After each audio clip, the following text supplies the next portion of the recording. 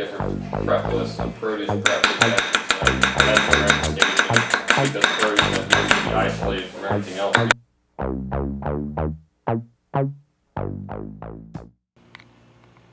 So, what are we looking at here today?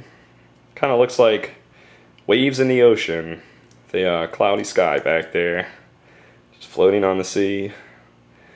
Or what's up top? Let's see. It kind of looks like fish scales. I really can't make out what this is. It's kind of really pretty though. Let's back it up from the camera. Maybe we can get a better shot there. Oh, look at that. It's a big shiny chef's knife. Hey guys, Mr. Knife Fanatic here, and I'm coming at you with another knife from the Tetsuhiro hand-hammered line. This is the white number 1 240 Gytuo. And if you remember a couple of videos ago, we did the Nikiri from this line, which was great. It had a very nice thin grind behind the edge and a substantial spine, which gave it great blade weight to get through ingredients. Awesome penetration on these, great edge taking. And I expect the same out of this knife. Very thin behind the edge and very nice spine, very great grind, should be non-stick. Here we go, guys, some specs and cutting performance. We have the Shirogami white number 1, which is Hitachi steel, and this is the finest grain of the Hitachi steels, and pretty much of all the carbon steels on the market, takes the best edge. 62 to 63 Rockwell. This takes a nice steep edge and a very fine edge. Incredible to sharpen, you'll love it. Handle is an octagon magnolia handle with a buffalo horn ferrule. Nice fit and finish here.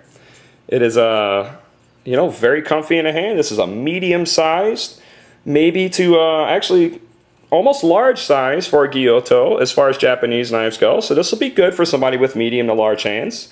If you have small hands, it might be a little big, I doubt it, but I think it'll be good for all users. Good medium size to it. The blade length is 244 millimeters on the edge, and the height is 49 to 50 millimeters.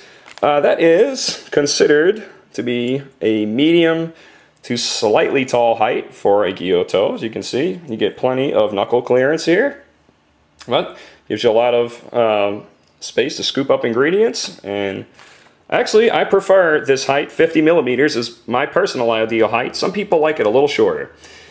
The weight in the spine, 206 grams.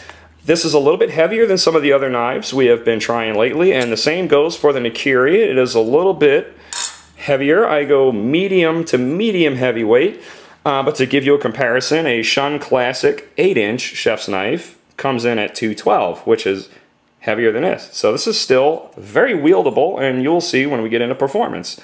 Spine, 3.6 millimeters. This, again, is one of the hand-hammered knives, and it's going to be thick coming out of the tang. The only exception will be a Tanaka Kuruchi, which those are not thick out of the tang. Every other one I've seen have been. And by the way, the finish is a stainless steel finish clad around the carbon, so this should last as long as the knife will last. Anyway, it tapers down. You still have about 3 millimeters here, and you only get to about 2.5 millimeters all the way up here. So it does remain a little bit thick at the spine. Feels like a substantial piece of cutlery in your hand. Real serious piece of cutlery. There we go. We have the grind 50-50. And as you can see before, we had said it was very thin behind the edge. And it is. It's very, very thin behind the edge. I love the grind on this knife. I don't have a potato to cut right now, do I? I think I have a sweet potato over there. We'll do that. Balance point is going to be definitely blade heavy because it is a long knife. As you can see there, it's a little bit in front of your pinch grip. When you do a pinch grip, your balance point is here, your pinch grip is there. So a little bit blade heavy. But when you pinch grip, that's going to give you that extra weight in the tip for getting through onions and things like that. So should be very good to chop with the tip. Let's get some ingredients on the board. I have a sweet potato. Whoop, this is a very hard sweet potato, by the way, so let's see how it sticks. No sticking. I think a sweet potato is kind of bad for a sticking test because it's not very wet like a regular potato is. But hey, you work with what you got some days, right? Let's get ourselves a towel and get on to the onion. Wow, very nice. Slides right through just like the Nikiri did. And there we go. These are very, very pretty knives. Let me tell you what, in person, the finish of this knife is just incredible. I don't really know how it translates on the camera, but you know, these these are conversation pieces, but they perform really good too. So, here we go. A little bit of onion.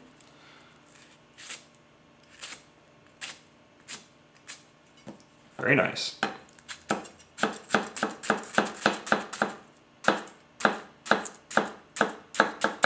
Very nice.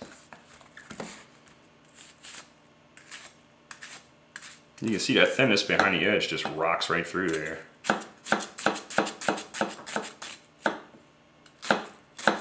Straight down. Very nice, very, very nice. I like the grind on these knives a lot, incredible. A 240, it has a lot of flat spots, real good for push cutters, and a nice gentle sweep with no true sweet spot on it. So this ought to rock very well. As you can see, the tip gets in about right there. So yes, I could do both of these onions at the same time, or both halves at the same time, but we're gonna chop to show you the nimbleness. It is, feels great. Let's see.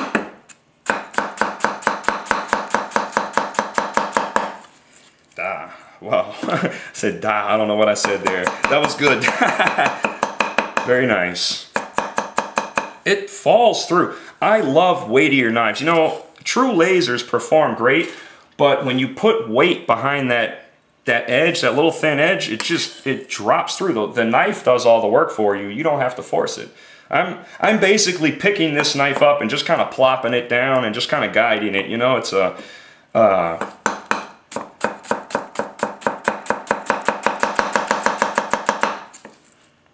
very nice. A little bit of onion juice to the eyes. I lost my immunity recently. Maybe I haven't been cooking enough, huh? Alrighty, we got pretty much all that off the board. Tetsuhiro knives are very thin. I tried out the other line they have. It's I can't remember the name of it. I think they're a blue number 2 core. They're very much like a Tetsuhiro DP, but thinner. So if you're looking for something that competes with that, but thinner, try it out. Go ahead and kill the bell pepper real quick. Let's see how we're going to do that. Oh, phew. Yeah, no fighting there. Yeah, this is a stiff knife though because it's so thick. There is no flexing at all. Very thick, no flexing, period. You still get ribs out, I suppose. Very stiff bell pepper. You still have a nice, you know, thin tip here to kind of get in and do that type of work. Well, a little bit rusty on that, but hey, let's get to chopping as soon as we can get all the seeds off my board.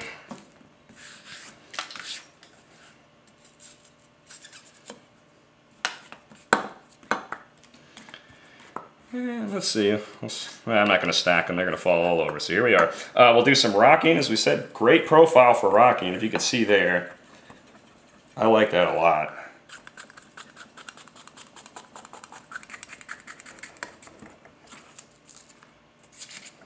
And let's see if we can rock through these.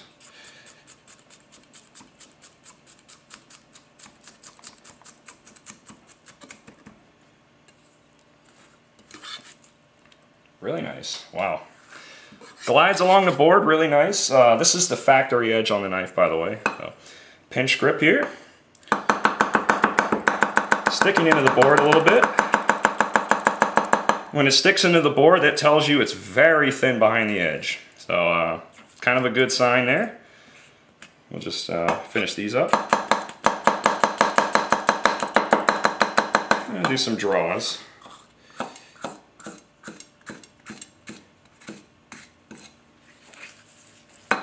And rock these. Let's see.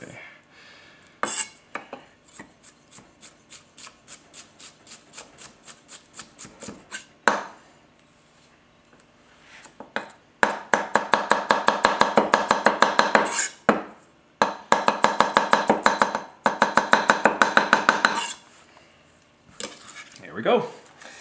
So she chops like a dream, actually. Like yet again, it's the blade weight up front that I tend to prefer personally, and you can see why. It's just this easy chopping all day long, you know.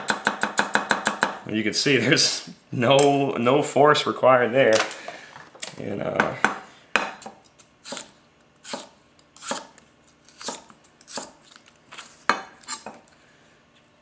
Do a little bit of rocking again. And a little bit of chopping.